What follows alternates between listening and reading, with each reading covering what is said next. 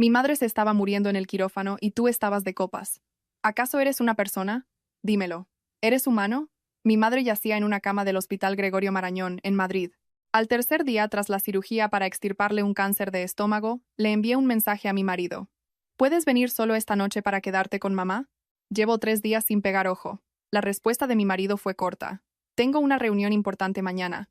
¿Por qué no contratas a una cuidadora y ya está? A partir de ese día, durante 90 días enteros, ni siquiera puso un pie en la puerta de la habitación del hospital. Un año después, mi suegra resbaló en las escaleras de la entrada de su piso en el barrio de Salamanca y se fracturó la tibia. A las 2 de la mañana, el mensaje de mi marido llegó en el momento exacto. Ven corriendo al hospital. Ahora, tienes que cuidar de mi madre. Miré la pantalla del móvil y dejé escapar una pequeña sonrisa. Después envié solo una frase como respuesta. Era la frase que había repetido cada noche, como un mantra, antes de dormirme, durante el último año. Antes de empezar la historia principal, si se suscriben y le dan un me gusta, será de gran ayuda. Ahora, por favor, escuchen con tranquilidad.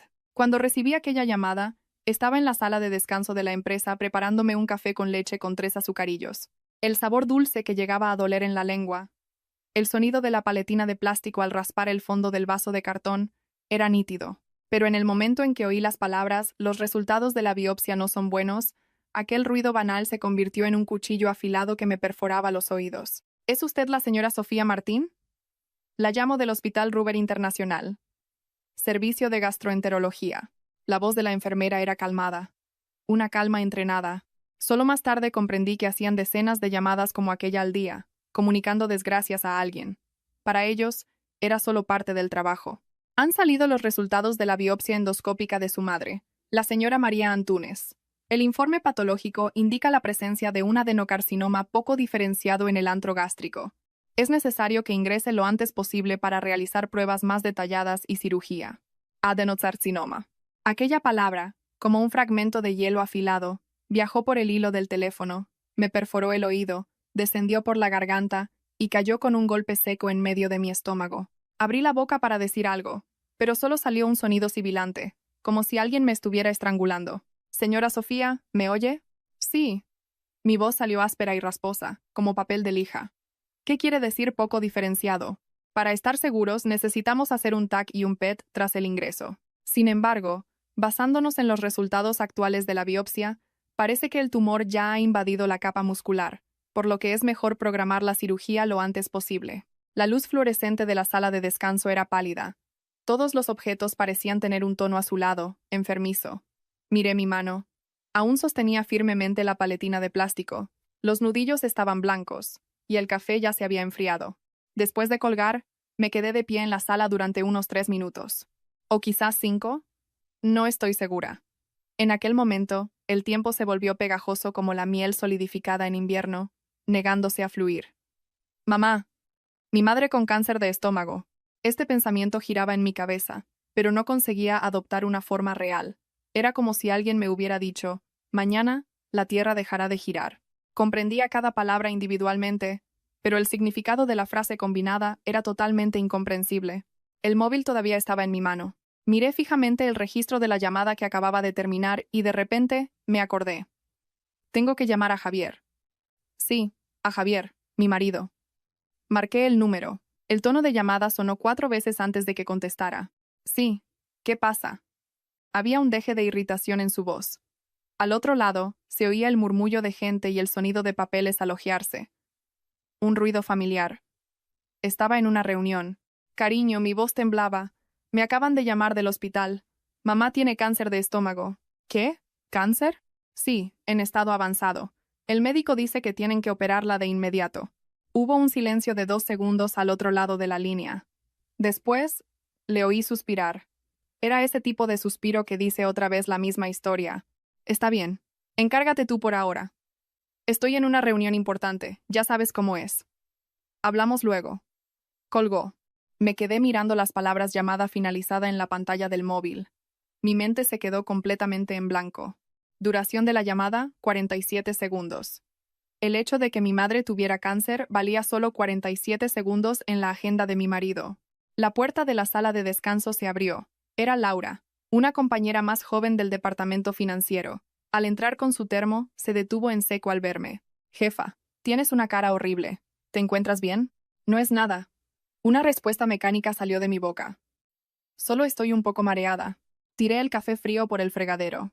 Enjuagué el vaso de cartón y salí de la sala. Volví a mi escritorio y encendí el monitor. Un archivo de Excel estaba abierto. El informe de análisis de costes del último trimestre. Los números apiñados en las celdas blancas parecían un enjambre de miles de hormigas. Me quedé mirándolos durante 30 segundos, pero no pude leer ni una sola letra. Cogí el bolso y fui hasta el escritorio de mi jefe de equipo. Ha surgido una emergencia familiar.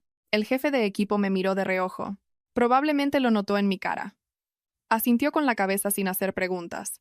Para ir de la empresa al hospital, tenía que coger el metro 2 veces, de la línea 1 a la 10. Como ya había pasado la hora punta, había bastantes asientos libres, pero seguí de pie. Sentí que si me sentaba nunca más podría levantarme. Me apoyé en el cristal protector junto a la puerta y miré por la ventanilla. Las paredes oscuras del túnel pasaban volando. El ruido del metro era ensordecedor, tan alto que no oía nada, ni siquiera los latidos de mi propio corazón. Fue un alivio. No quería oír nada. El servicio de gastroenterología estaba en la 5ª planta. Al abrir la puerta de la habitación, vi a mi madre. Estaba sentada, reclinada con el cabecero de la cama elevado, pelando una naranja que tenía en la mano. «Sofía, ¿has llegado?» Mi madre me sonrió, radiante. «¿Qué haces aquí a estas horas? ¿No has ido a trabajar?» Me quedé parada en la puerta, observándola.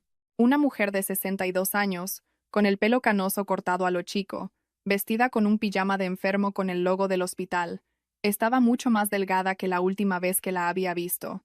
Los pómulos estaban salientes y la piel apagada. Y sin embargo sonreía, como si no fuera nada importante, como si hubiera venido solo para una revisión rutinaria. «¿Hablaste con el médico?» Me acerqué y me senté al lado de la cama. Sí. Mi madre siguió pelando la naranja, con la cabeza gacha. Las yemas de los dedos estaban manchadas de amarillo. «Parece que tengo una cosita aquí en el estómago. Dicen que es solo quitarla y ya está. Mamá, ¿estás bien?» La medicina hoy en día está muy avanzada. Mi madre me interrumpió, ofreciéndome la naranja pelada. «Es solo hacer una operación y se soluciona. Mira». A la señora Emilia de la cama de al lado la operaron el año pasado y ahora está estupendamente. El aroma cítrico. Cogí la naranja. El tacto en mi palma era frío. «No llores». Mi madre me acarició la cabeza, como cuando era niña. «Ya tienes 35 años y estás siempre llorando por todo. Te sienta mal». Yo no estaba llorando, pero no pude evitar que me ardieran los ojos. «¿Cuándo es la operación?» «Tengo que hacerme un TAC y algunas pruebas más para que fijen la fecha. Supongo que será la semana que viene». Mi madre habló con la misma naturalidad con la que hablaría de ir a comprar garbanzos para el cocido la semana siguiente. Empecé a hacer cálculos en mi cabeza. Ingreso, pruebas, cirugía, periodo de recuperación. Tendría que estar ingresada al menos un mes. ¿Quién la cuidaría? ¿Y el trabajo? ¿Y los gastos del hospital? Sofía. Mi madre bajó la voz de repente. ¿Sí? No le cuentes nada a Javier. La miré perpleja. ¿Qué?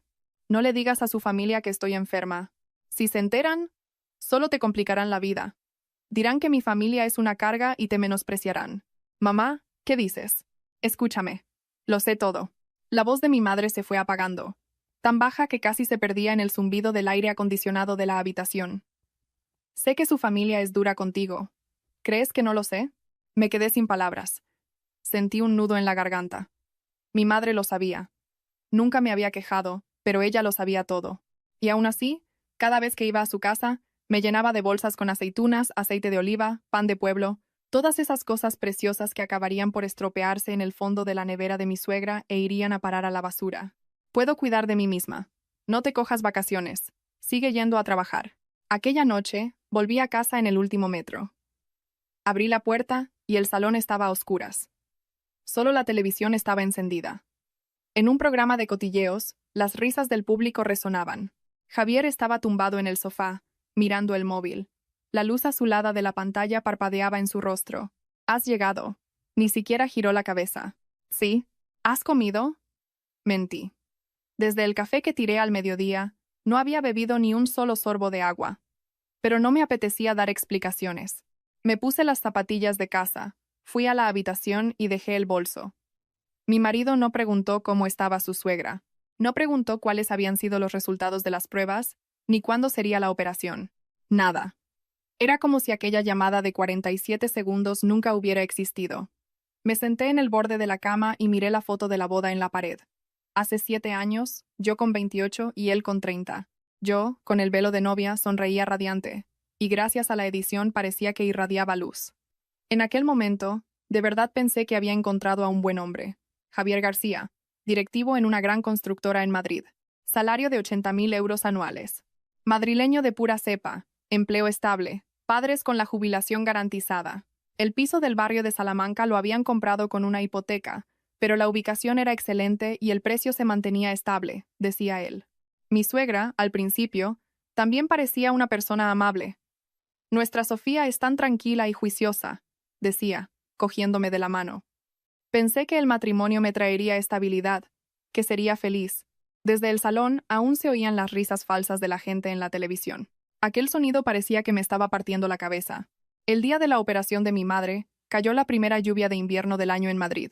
Salí de casa a las 5 de la mañana. Mi marido dormía, con el edredón subido hasta la cabeza. Sus ronquidos regulares se oían rítmicamente.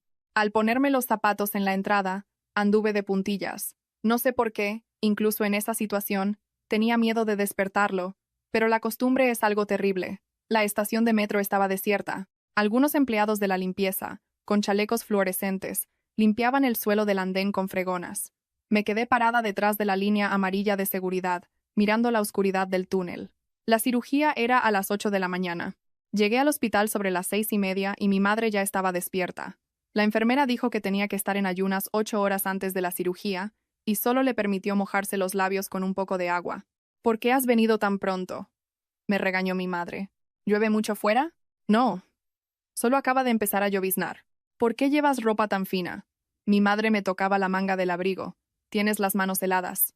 ¿Has desayunado? Sí, he desayunado. Mentí otra vez. A las 7:30, una enfermera vino a ponerle la bata quirúrgica. Con la bata atada a la espalda con unas tiras, mi madre parecía increíblemente pequeña. Le arreglé el pelo y le puse un gorro azul de tela desechable. Entre los escasos cabellos blancos, vi las manchas de la edad en el cuero cabelludo. Solo entonces me di cuenta de lo mucho que mi madre había envejecido. ¿Cuándo había envejecido tanto? Mientras yo andaba ocupada con el trabajo, intentando agradar a mi suegra y fingiendo ser feliz, mi madre había envejecido silenciosamente, sola. A las 7:45, llegó el celador para el traslado. A mi madre la colocaron en una camilla y la llevaron hacia el ascensor. Yo caminé a su lado, sujetando firmemente su mano, una mano áspera y seca. No te preocupes. Fue mi madre quien me consoló. Voy a dormir un rato y cuando despierte ya habrá terminado. Espérame fuera. Estábamos en la planta negativo 1, frente al bloque quirúrgico.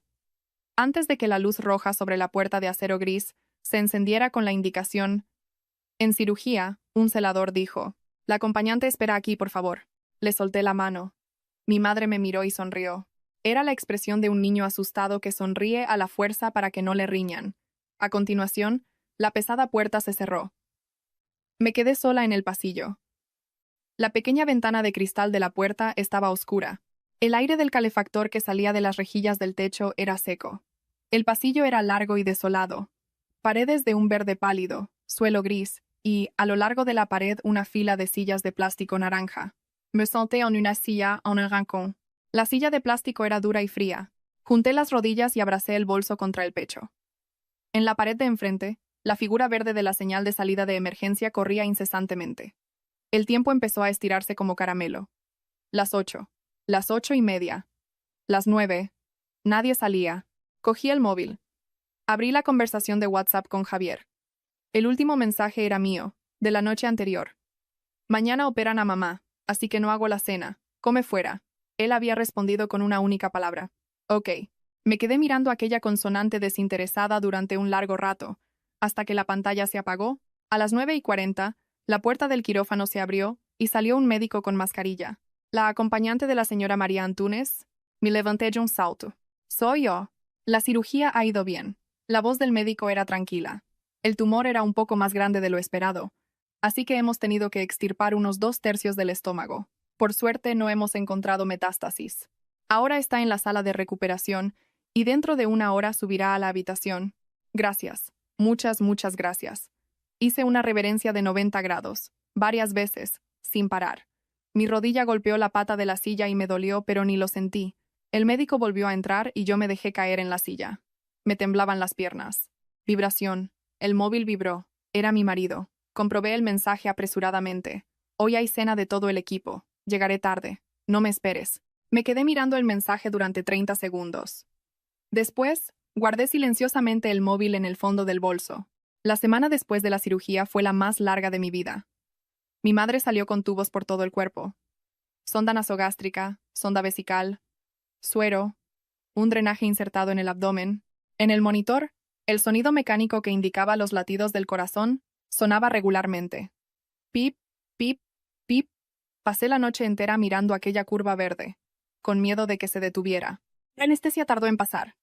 Mi madre solo abrió los ojos después de que se pusiera el sol. Sofía, su voz era un susurro. Estoy aquí. ¿Cómo te encuentras, mamá? ¿Tienes mucho dolor? En lugar de responder, mi madre cerró los ojos con dificultad. Aquella noche, dormí en el sofá, cama para acompañantes, en un rincón de la habitación. Decían que era una cama, pero no era más que un banco duro forrado de polipiel fina. La calefacción de la habitación estaba al máximo, pero el frío que sentía en los huesos no desaparecía. A las 3 de la mañana, mi madre empezó a vomitar. Un líquido verde mezclado con bilis brotó. Un olor ácido y acre llenó el aire.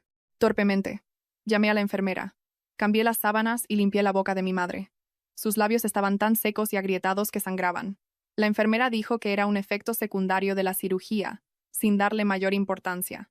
Como le habían quitado parte del estómago, el cuerpo estaba en shock.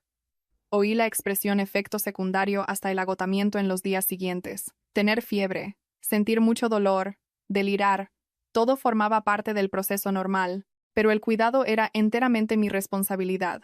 Darle agua, limpiarla, vaciar la bolsa de la orina, vigilar si el suero se estaba acabando. Cuando mi madre se dormía, yo echaba una cabezada, pero me despertaba sobresaltada con sus gemidos. También tenía que ir a trabajar. Me había cogido 3 días libres, pero al cuarto día me llamó mi jefe. Había un asunto urgente que tenía que resolver personalmente. Acabé empezando una rutina extenuante. Me levantaba a las 6 de la mañana, cambiaba el pañal de mi madre, iba a trabajar, a la hora de comer cogía un taxi al hospital para darle la sopa, volvía a la empresa, hacía horas extras y regresaba al hospital a las 10 de la noche. Mi alimentación pasó a ser bocadillos de atún de una cafetería. 1.5 euros cada uno. 3 al día. Desayuno, comida y cena. El pan frío parecía goma, pero era lo más rápido para comer y llenar el estómago. Para la fatiga, compré una caja de Red Bull y me bebía uno tras otro. La cafeína hacía que mi corazón latiera descontroladamente, pero sentía que si no bebía, me desmayaba. También contacté a mi marido. En la noche del segundo día tras la cirugía, sintiendo que no podía más, me senté encogida en las escaleras de emergencia y le llamé. Cariño, ¿no puedes venir solo hoy? Por favor. Estoy realmente muy cansada. Sofía, suspiró él. Yo también estoy ocupado. ¿No sabes que es fin de año y estoy cerrando proyectos? ¿Quieres que lo deje todo y vaya ahí al hospital a quedarme de brazos cruzados? No te pido que vengas todos los días. Solo un día, para que pueda descansar un poco. Te dije que contrataras a una cuidadora. ¿Por qué te empeñas en sufrir así? ¿Una cuidadora? Me mordí el labio. El coste es elevado. Cuesta unos 15 euros la hora. ¿El problema es el dinero? Habló con ligereza, como si estuviera hablando de un problema de otro país. Esas cosas se solucionan con dinero. No seas cabezota queriendo hacerlo todo con tu cuerpo. Me quedé sin palabras. Estoy ocupado ahora. Tengo que colgar. Y la llamada se cortó otra vez. Sentada en las escaleras, miré la duración de la llamada. 1 minuto y 23 segundos. Las lágrimas que había contenido cayeron. Ni siquiera podía llorar en voz alta. Las escaleras del hospital tenían mucho eco, y el más mínimo sollozo se oiría en todas las plantas. Me tapé la boca y lloré en silencio.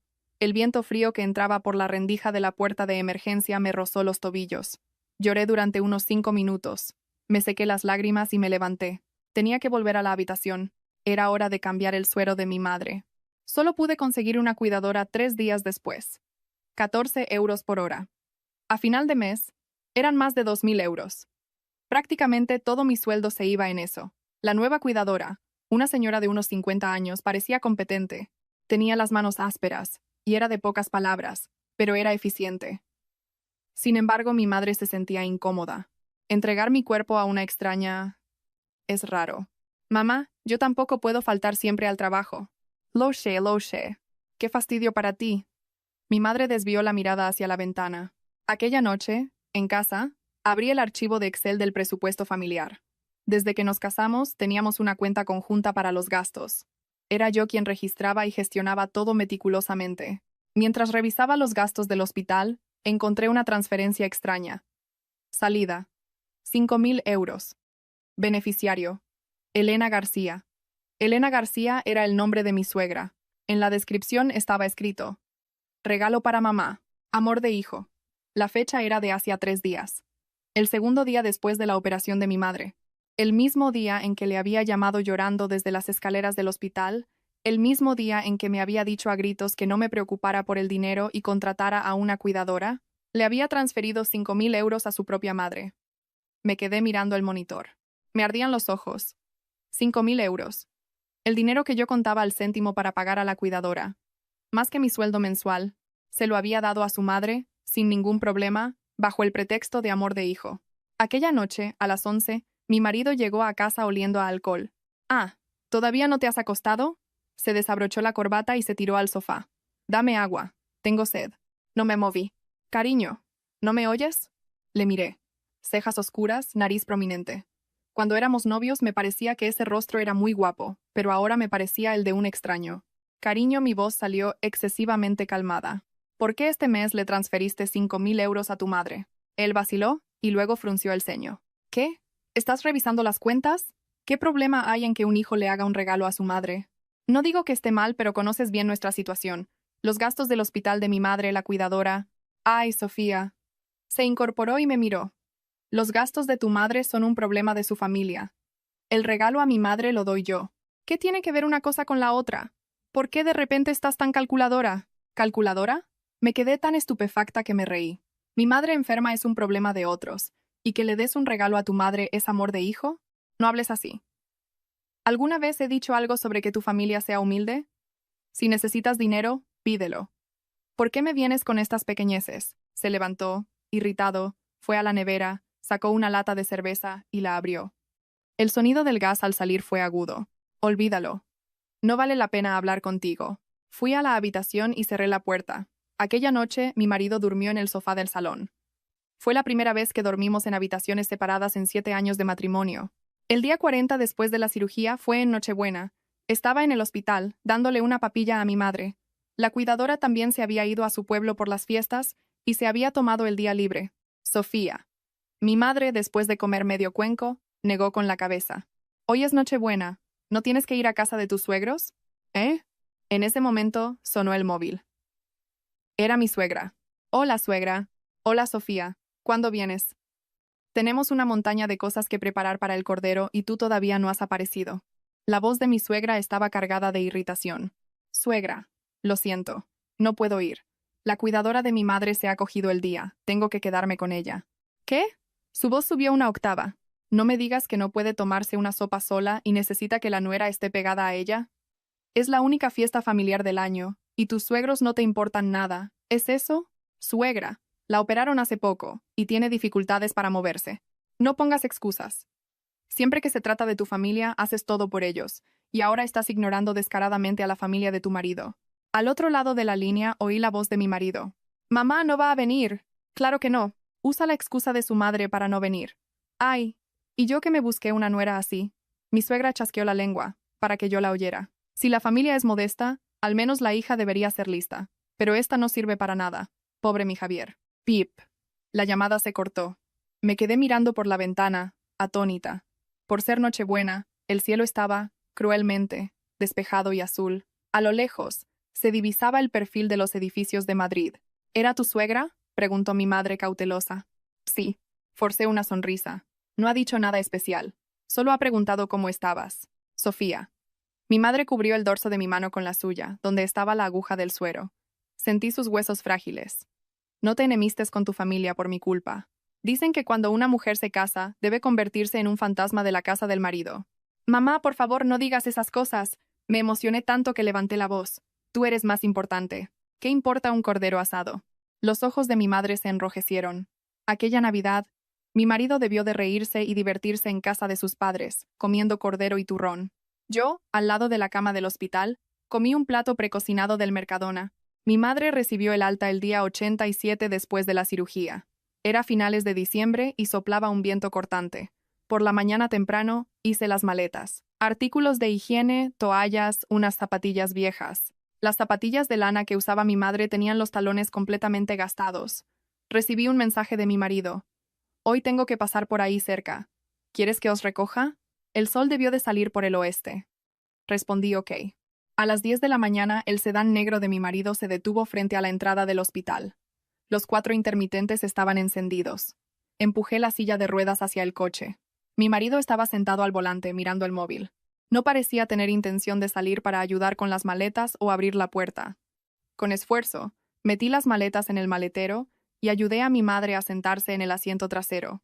Respiraba con dificultad. En cuanto entré en el coche, mi marido dijo: «Hay una caja ahí detrás. Mamá se la manda a tu madre». En la alfombrilla del asiento trasero había una caja de regalo.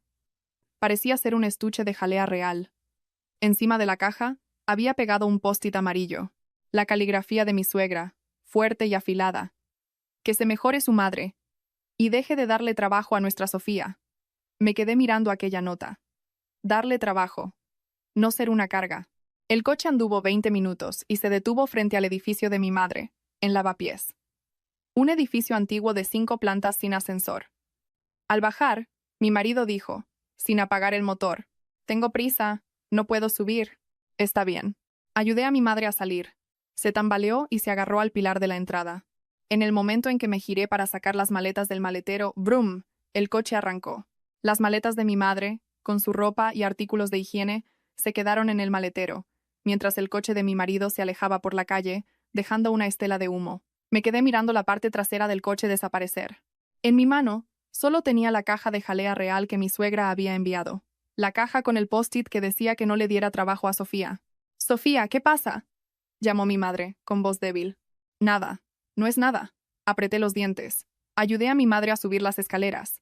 En cada planta, se detenía para recuperar el aliento. Tardamos 10 minutos en llegar al 5.º piso. En casa, ayudé a mi madre a acostarse. Y fui a la cocina a por un vaso de agua. Mis manos temblaban incontrolablemente. Ni siquiera había sacado las maletas y se había ido. No le importó lo más mínimo cómo subiría su suegra las escaleras o qué haríamos con las maletas. Aquella noche, de vuelta en el piso de Salamanca, encendí el ordenador y creé un nuevo archivo de Excel. Título del archivo: Proceso, divorcio, pruebas. Primera hoja. Fecha: 15 de septiembre de 2025. Hecho: negativa a ayudar con el cuidado de la madre el día de la cirugía. Prueba: sin grabación de la llamada. Captura de pantalla del registro de llamada de 47 segundos. Observaciones: excusa de reunión importante. Fecha: 16 de septiembre de 2025. Hecho: transferencia de 5.000 euros a la suegra mientras se niega a ayudar con los gastos de la suegra enferma. Prueba: extracto bancario. Fecha: 24 de diciembre de 2025. Hecho: Nochebuena. Insultos de la suegra. Tu familia es humilde. Observaciones: marido complaciente. Fui tecleando.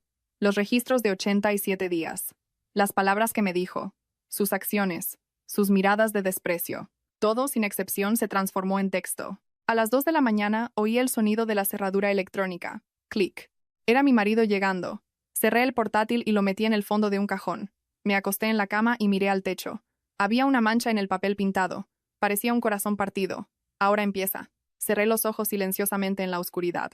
Creé una cuenta anónima en un foro. El nombre de usuario era Lunes en Salamanca, porque creé la cuenta un lunes por la noche. Aquella noche, Javier también llegó borracho, se tumbó en el sofá y roncaba como un tanque.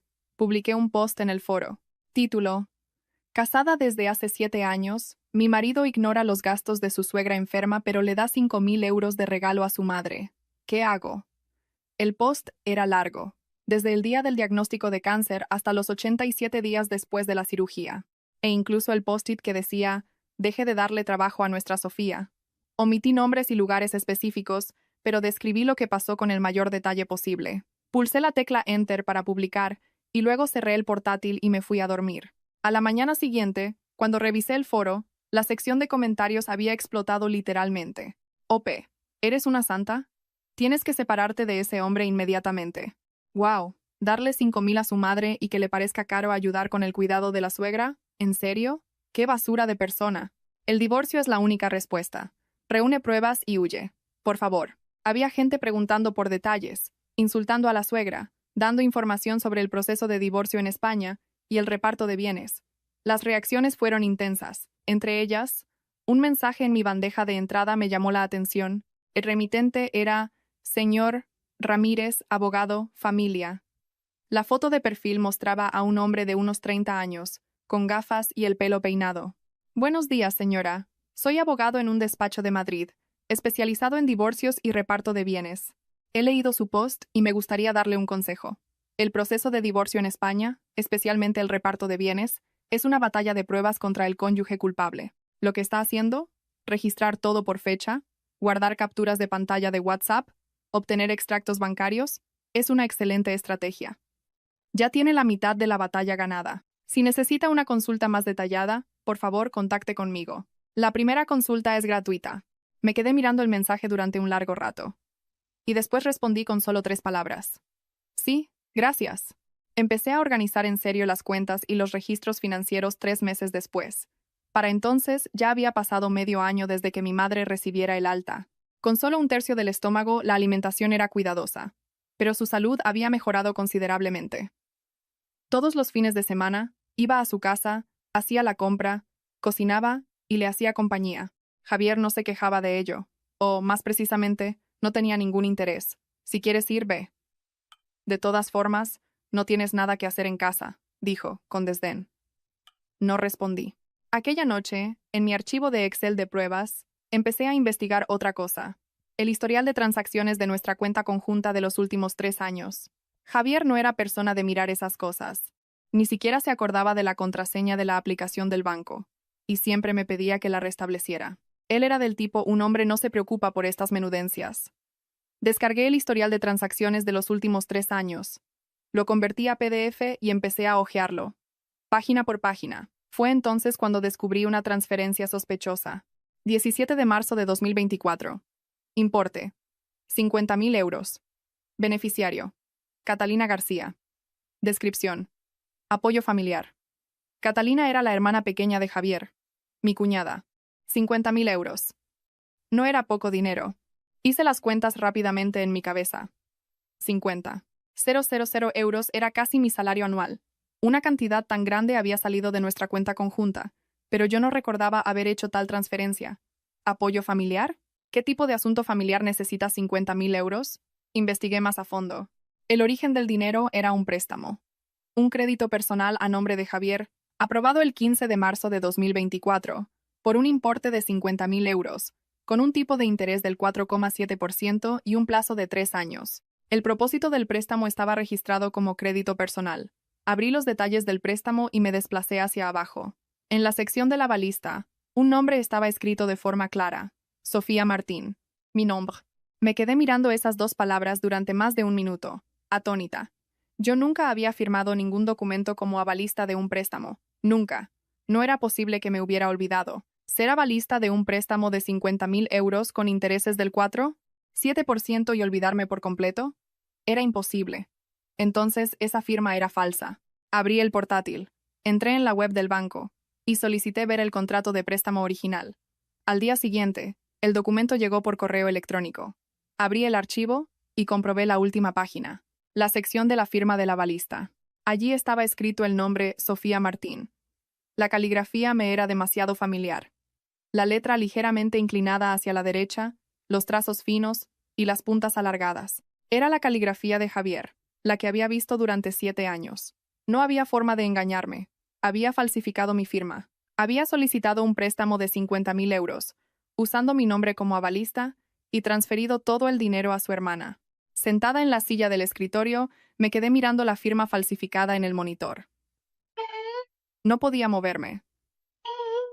A lo lejos, el sonido del claxon de un coche atravesaba las ventanas dobles y resonaba. Este era mi marido. Mi marido de 7 años. Un hombre que, sin el conocimiento de su mujer, usa su nombre para solicitar un préstamo de 50,000 euros y dárselo a su hermana. Respiré hondo. y expiré lentamente. Se añadió una nueva línea al archivo de Excel. Fecha: 17 de marzo de 2024. Hecho: marido solicita préstamo de 50.000 euros bajo pretexto de apoyo familiar. Falsifica la firma de la mujer como avalista y transfiere el dinero a su hermana, Catalina García. Prueba: copia del contrato de préstamo del banco. Extracto de la transferencia. Observaciones: falsificación de documento. Posibilidad de denuncia penal. Descubrí el cuaderno 2 semanas después. Ese día estábamos preparando la cena de Nochebuena. Mi suegra, todos los años a principios de invierno, organizaba la preparación de la cena como un evento anual. Javier me avisó la víspera: mañana vas a casa de mamá a ayudarla. No era una petición, era una orden. No tenía elección. Al día siguiente, a las 8 de la mañana, llegué a casa de mis suegros. Un piso en la planta 32 en el barrio de Salamanca, con vistas al skyline de Madrid. Mi suegra ya estaba en la cocina dirigiendo las operaciones. En el balcón había una montaña de verduras para la guarnición del cordero y el olor a canela y especias llenaba el aire. «Has llegado», dijo mi suegra, sin siquiera mirarme. «Los guantes de goma están ahí. Póntelos». Me puse los guantes de goma de color rosa. Eran gruesos y torpes, dificultando el movimiento de las manos. Durante las 4 horas siguientes, estuve agachada en el balcón, preparando la comida, cortando las verduras, amasando la masa para los dulces. Perdí la sensibilidad en las rodillas y la espalda me dolía como si fuera a partirse. Dentro de los guantes, mis manos estaban empapadas en sudor. Mi suegra venía de vez en cuando a criticar. «Mira, aquí falta sal. Has enrollado la masa con demasiada holgura. No es así como se hace. Tienes que presionar bien». Aceptaba en silencio sus críticas, proferidas con su voz típicamente estridente. Hacía lo que me mandaban, como un robot. A la hora de comer, mi suegra me mandó a buscar unas algas deshidratadas al cajón de su habitación. «Para poner en la sopa», dijo. Abrí la puerta de la habitación. Un dormitorio con muebles de madera oscura. En la mesita de noche había una estatua de un santo, y al lado el humo de un incienso llenaba el aire. Abrí el cajón de la mesita para buscar las algas. Fue entonces cuando mis dedos tocaron un cuaderno de tapa dura. Un cuaderno de tapa azul oscuro, con las esquinas gastadas, que parecía bastante antiguo. No sé por qué, pero lo abrí. ¿Habría sido curiosidad o intuición? En la primera página, con la caligrafía de mi suegra, estaba escrito: «Gastos de la nuera». Contuve la respiración. Empecé a leer. 23 de mayo de 2018. Regalo de boda. Anillo de oro de 18K. Unos 1.200 euros. 24 de diciembre de 2018. Regalo de Navidad. 500 euros. 17 de abril de 2019. Regalo de Pascua. 500 euros. 8 de mayo de 2019. Cena de cumpleaños en casa Lucio. 380 euros. Era todo espantosamente detallado. Fecha, artículo, importe. Hasta la cena que me habían pagado estaba registrada. Pasé la página. 25 de enero de 2020. Compra de un abrigo de invierno. 720 euros. 2 de marzo de 2021. Bono para masajes. 10 sesiones. 850 euros. 17 de junio de 2022. Dinero para comprar ingredientes para la cena de cumpleaños de Javier. 150 euros. Ni siquiera hacía falta tanto. Y en la última página, en letras mayúsculas, estaba la suma. Total, unos 37.000 euros. Debajo, una pequeña nota añadida: a reclamar en su totalidad en caso de divorcio. Al leer esa frase, mis manos temblaron ligeramente. 37.000 euros. El dinero que mi suegra había invertido en mí en 7 años de matrimonio. Todo era una deuda. La comida que comí, el dinero que recibí, los regalos que me dieron, todo era una deuda registrada en un cuaderno. A reclamar en su totalidad en caso de divorcio. Esta frase resonaba en mi cabeza, como una serpiente venenosa enroscada. Si nos divorciábamos, ¿iba a presentar este cuaderno y exigir el dinero? ¿Con qué derecho? El regalo de boda. ¿No era algo que una nuera recibe naturalmente? El dinero de las fiestas. ¿No era como una bendición dada a alguien más joven? La cena que me pagó, y las cenas que yo les pagué a ellos, y los regalos que yo llevé durante 7 años en festivos y cumpleaños. Jalea real, miel, cestas de fruta del Corte Inglés, suplementos vitamínicos. ¿Dónde estaba eso? Nada de eso estaba registrado, solo lo que ella había dado. «Sofía, ¿has encontrado las algas? La sopa se va a enfriar». La voz de mi suegra vino desde el salón. Rápidamente cerré el cuaderno y volví a ponerlo en su sitio. Sí, las he encontrado. Ya voy. Saqué las algas del cajón y salí de la habitación. En el rostro, llevaba la sonrisa de la nuera ejemplar que había practicado durante los últimos 7 años. Pero mi corazón ya estaba helado. Aquella noche, tumbada en la cama, no podía dormir. El contenido de aquel cuaderno se repetía automáticamente en mi cabeza. El anillo de oro que me dieron cuando me casé. Pensé que era un gesto sincero de mi suegra. Cuando me llamaba en todos los cumpleaños para decir felicidades, mi nuera, pensé que me consideraba familia. Al final, todo estaba siendo calculado, registrando todo, hasta el último céntimo, esperando el día en que lo recuperaría. Me giré y hundí la cara en la almohada. A mi lado, Javier dormía profundamente. Se oían sus ronquidos regulares. Este hombre dormía tan tranquilamente, sin saber que su madre registraba hasta el precio de las cenas de la nuera en un cuaderno, pensando que yo no sabía que le había dado 50.000 euros a su hermana. ¿O acaso lo sabía todo? ¿Estaba solo fingiendo que no lo sabía? ¿Había alguna verdad en esta casa? Al mes siguiente, puse la casa patas arriba. La excusa era una limpieza general y orden, pero el objetivo era reunir pruebas. Abrí todos los cajones, revisé todos los archivos. Fue entonces cuando, en el fondo de una caja fuerte en el escritorio, encontré las capitulaciones matrimoniales, el contrato que mi suegra había insistido que hiciéramos antes de la boda. En aquel momento, yo no entendía nada del asunto, y pensé que era solo una formalidad. Javier también había dicho, mi madre es un poco exagerada. Es solo un trozo de papel, no te preocupes, firma y ya está. Saqué el documento y lo leí de nuevo, palabra por palabra. Artículo 7 grado. En caso de disolución del matrimonio por culpa de la esposa, esta renuncia a cualquier derecho de participación sobre los bienes gananciales adquiridos tras el matrimonio y pagará al marido una indemnización de 100.000 euros. Mis ojos se abrieron como platos. ¿Culpa de la esposa? ¿Qué significaba eso? ¿Si yo le era infiel? ¿O si yo pedía el divorcio primero? ¿O si ellos inventaban que había sido irrespetuosa con los suegros? Este contrato era una trampa desde el principio. No sé si esta cláusula tendría validez legal, pero una cosa era cierta. No podía darles ningún motivo para culparme. Al contrario, la culpa tenía que recaer sobre ellos. En la caja fuerte había otros documentos. Una copia de la escritura del piso, pólizas de seguro y un sobre de papel amarillento y viejo. Abrí el sobre. Dentro, había algunas hojas impresas con conversaciones de WhatsApp. La fecha era de 2017, un año antes de nuestra boda. Era una conversación entre Javier y una mujer. El rostro de la mujer en la foto de perfil me resultaba familiar. Miré más de cerca y mi corazón se detuvo. Marta Ferrer, la persona que nos presentó, la compañera de trabajo de Javier, que formaba parte del mismo equipo de proyecto, la mujer que me presentó a Javier en una cena de empresa. Después de casarnos, incluso le pagamos una cena cara para agradecérselo. El contenido de la conversación era el siguiente. Javier: Marta, ¿de verdad crees que esto es buena idea? Marta: ¿no querías casarte con una mujer tranquila y recatada? Sofía es perfecta. Familia modesta, sin grandes ambiciones. Parece fácil de controlar. Javier: ¿y tú? Marta: ¿yo? Yo me quedo donde estoy. El matrimonio es el matrimonio. Nosotros somos nosotros. Javier: Marta, ¿no confías en mí? Marta: claro que confío. Javier: entonces haz lo que digo. Cásate con ella. Nosotros seguimos como siempre. Tu madre se queda contenta. Yo me quedo tranquila. Tú quedas bien. ¿No es bueno para todos? Marta: está bien. Haré lo que dices. Mientras leía las palabras, oí un zumbido en mi cabeza. ¿Qué era esto? ¿Un año antes de la boda? ¿Ya estaba todo planeado? ¿Yo era una pieza de ajedrez fácil de manipular? ¿Una víctima ingenua y tonta elegida por ellos dos? ¿Y mis últimos 7 años? ¿Qué fueron? Caí al suelo del escritorio. Apreté los papeles con tanta fuerza que los arrugué. Sentí un escalofrío por todo el cuerpo. Fuera, ya estaba oscuro. Javier dijo que llegaría tarde. Tenía una cena de empresa. El escritorio estaba en silencio. Solo se oía mi respiración jadeante. No sé cuánto tiempo estuve allí. Cuando me di cuenta, mis manos estaban empapadas en sudor.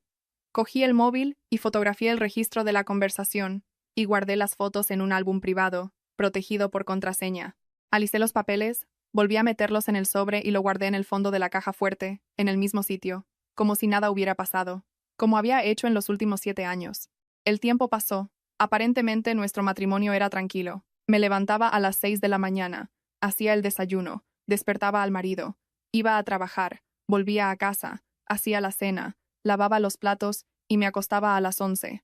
Los fines de semana iba a casa de mi madre y de vez en cuando iba a casa de mis suegros para hacer acto de presencia.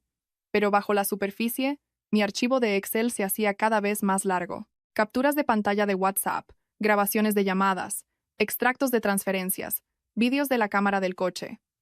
Como un detective en vigilancia, fui reuniendo pruebas, una a una. El abogado dijo: Señora, es realmente impresionante. Con estas pruebas, probar la culpa de su marido está más que garantizado. Tendrá una gran ventaja en el reparto de bienes. Pregunté: ¿y el préstamo que solicitó falsificando mi firma? ¿Puedo presentar una denuncia penal? Por supuesto. Es falsedad y uso de documento falso. Si presenta una denuncia ante la fiscalía, puede ser castigado. Sin embargo, si lo hace, a partir de ahí será una guerra sucia. Necesita estar preparada para llegar hasta el final. Lo sé. Entonces, ¿cuándo presentamos la demanda? Todavía no, respondí. Estoy esperando una oportunidad. ¿Qué oportunidad? No lo sabía con certeza, pero sabía que ese momento llegaría. Solo tenía que esperar. La oportunidad llegó antes de lo que esperaba. A principios del invierno de aquel año, exactamente un año después del alta de mi madre. Aquella noche, ya estaba en la cama. A la 1:47 de la madrugada, mi móvil vibró. R. Medio dormida, cogí el móvil. Era Javier. Mamá se ha caído en las escaleras del edificio en Salamanca. Se ha roto un hueso de la pierna. Ven corriendo al hospital Ruber.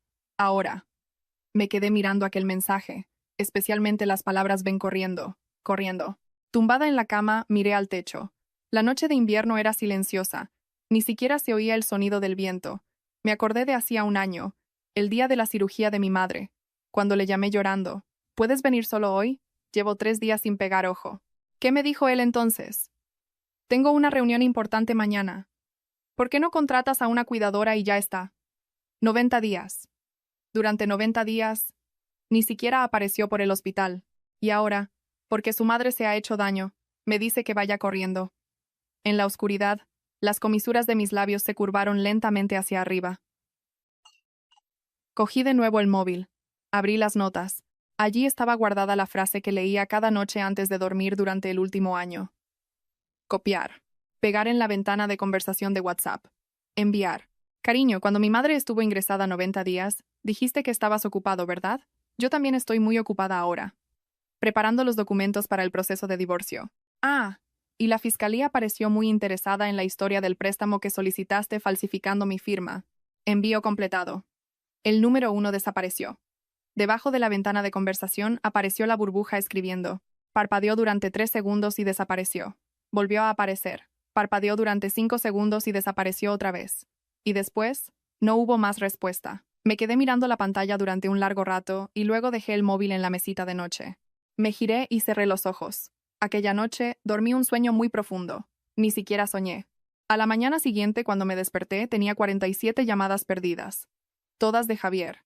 Parecía que había llamado frenéticamente desde las 2 de la mañana hasta las 6. Las ignoré. Me levanté a las 7, me duché y me vestí.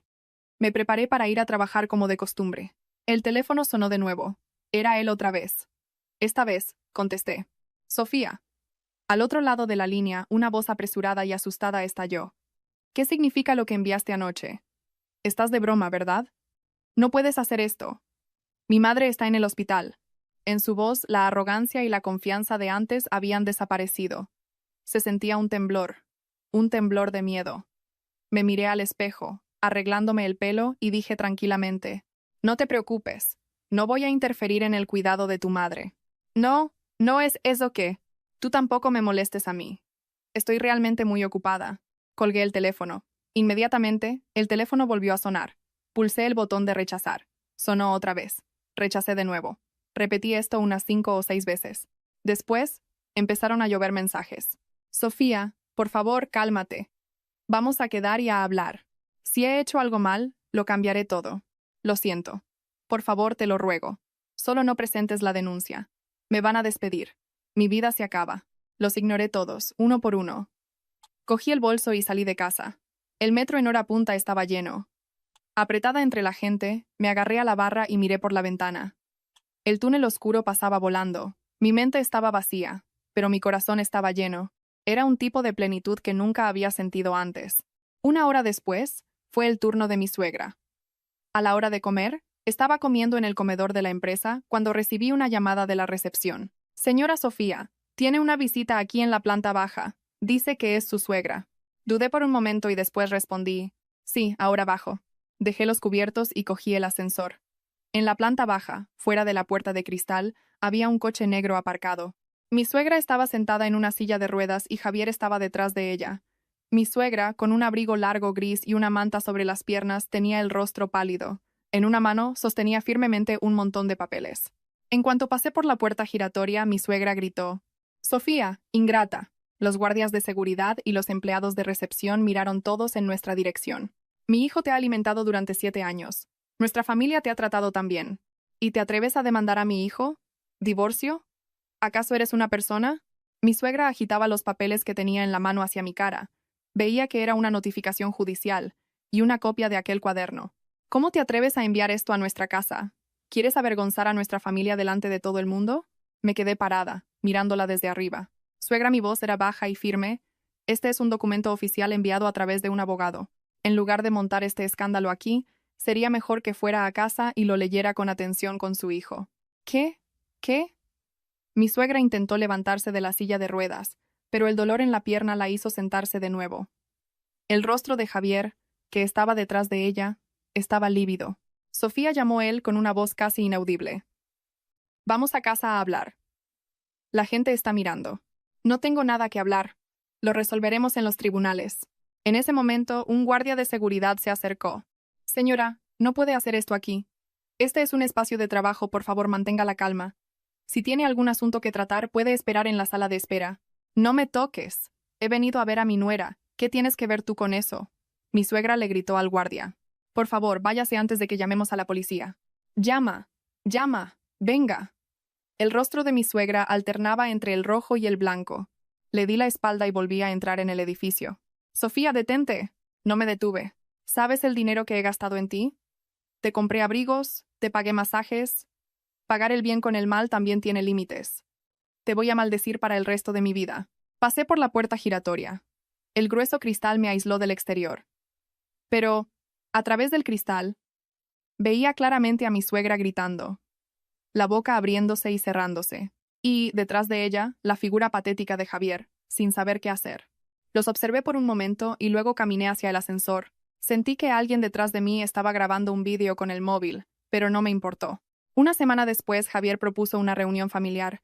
El lugar era la casa de mis suegros. Los presentes: mi suegra, Javier, mi cuñada Catalina y su marido y abogado, Miguel, y yo. Fui. A las 7 de la tarde en punto. Entré en el piso de Salamanca. Javier me abrió la puerta con una expresión complicada. «Entra». En el salón ya estaban todos reunidos. Mi suegra estaba sentada en una silla de ruedas junto al sofá, con la pierna escayolada. Su expresión todavía era hostil. Mi cuñada Catalina estaba a su lado, mirando el móvil, y el cuñado, el abogado Miguel, estaba sentado en el sillón individual de enfrente, analizando unos documentos con una expresión seria. Me senté en el sofá vacío. Javier se sentó a mi lado, vacilante. Familia reunida. Mi suegra fue la primera en hablar. Su voz era más suave que la última vez, pero todavía llena de espinas. «Sofía, cuando hay problemas en la familia, deben resolverse en casa. No es bueno que andemos hablando de tribunales y abogados. Como sabes, estoy con la pierna en este estado y necesito cuidados. Como nuera, suegra, la interrumpí. La reunión de hoy es para negociar el divorcio, no para cuidar de usted». El ambiente en el salón se congeló al instante. Las cejas de mi suegra se fruncieron. Javier me tiró de la manga. «Sofía», aparté su mano. «Ya que estamos todos aquí, vamos a aclarar las cosas». Saqué un sobre del bolso. «Javier García, en marzo del año pasado, solicitaste un préstamo de 50.000 euros con el pretexto de apoyo familiar. Falsificaste mi firma como avalista y transferiste el dinero a tu hermana, Catalina García. ¿Alguien puede explicar esto?».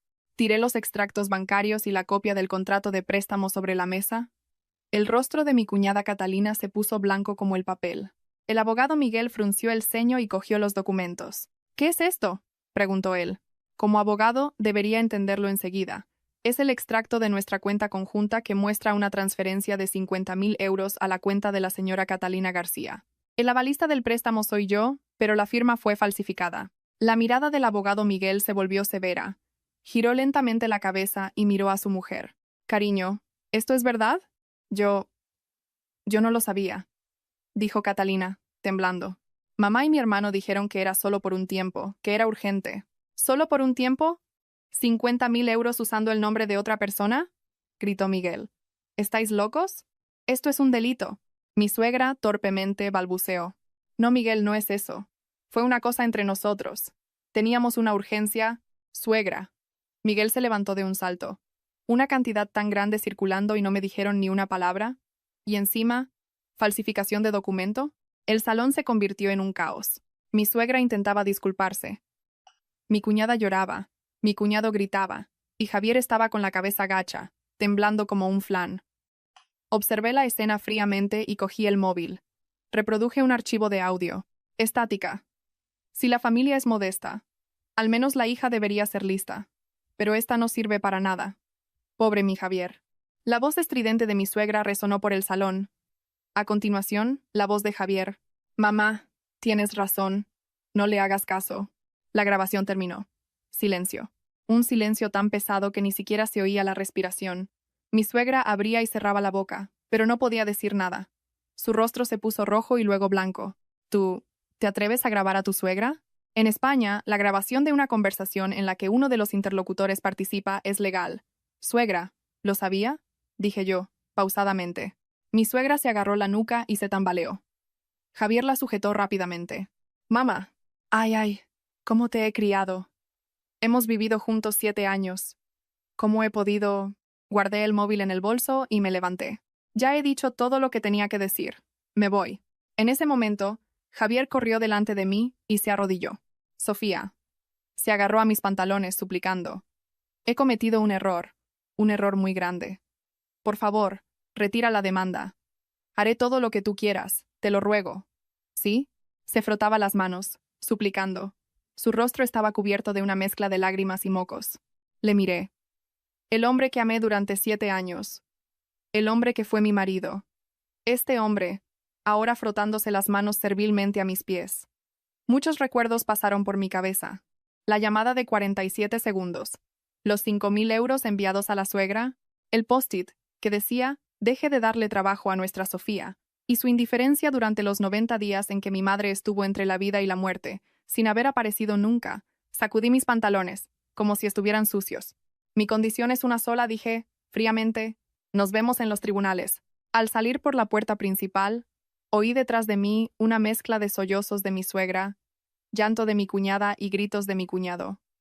No miré atrás. Hasta que las puertas del ascensor se cerraron, Javier continuó arrodillado en el suelo, con la cabeza gacha. Aquella noche, volví a casa de mi madre.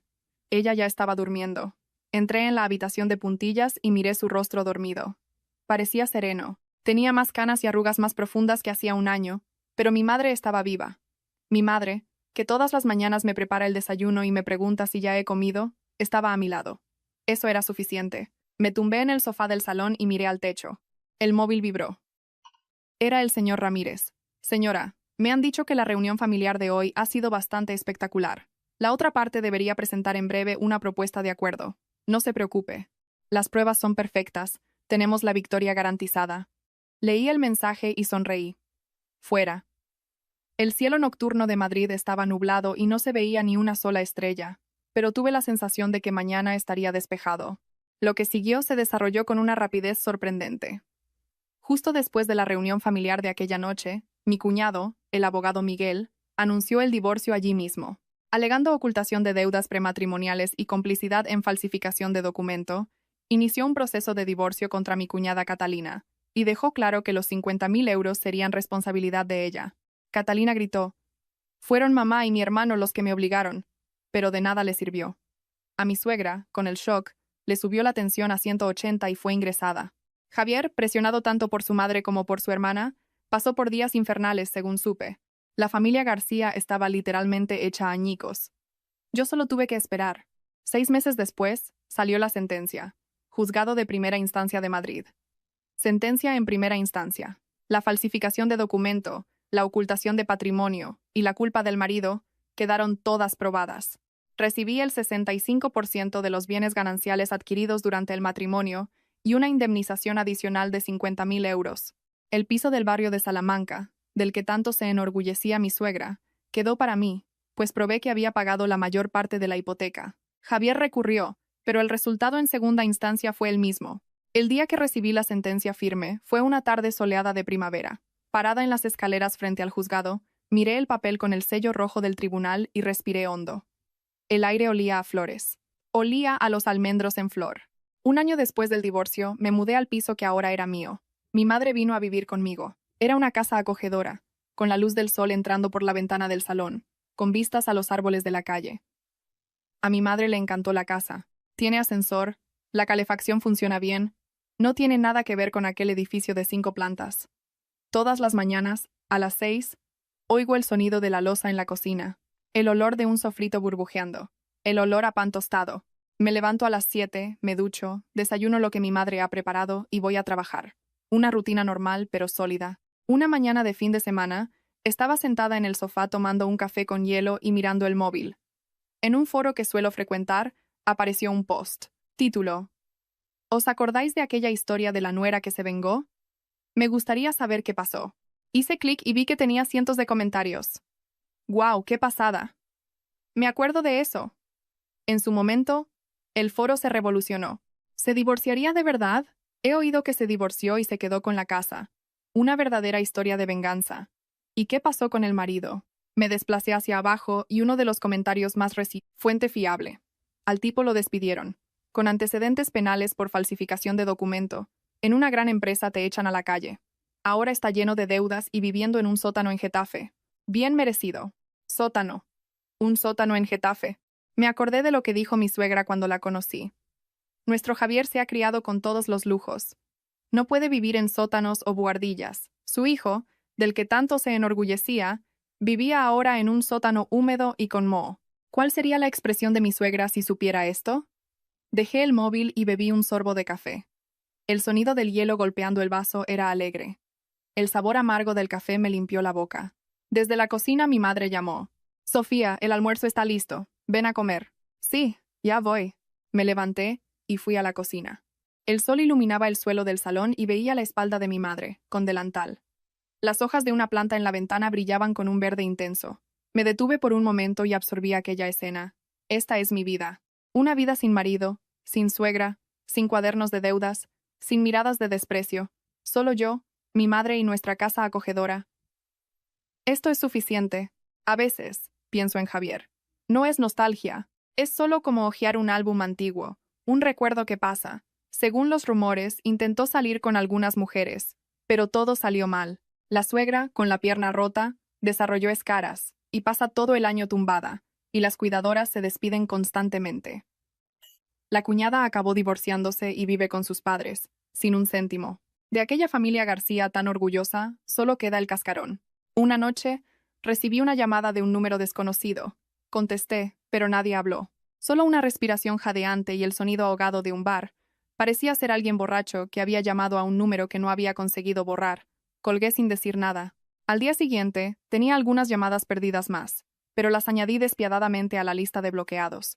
Después de eso, nunca más recibí llamadas de ese tipo. Y, un año después, en un fin de semana soleado de primavera, estaba apoyada en el sofá, mirando por la ventana y tomando café. En el foro, alguien publicó otro post. Aquella no era justiciera. ¿Cómo estará viviendo ahora? Leí la pregunta y sonreí. Y cerré la pantalla. Fuera, se oía el canto de los pájaros.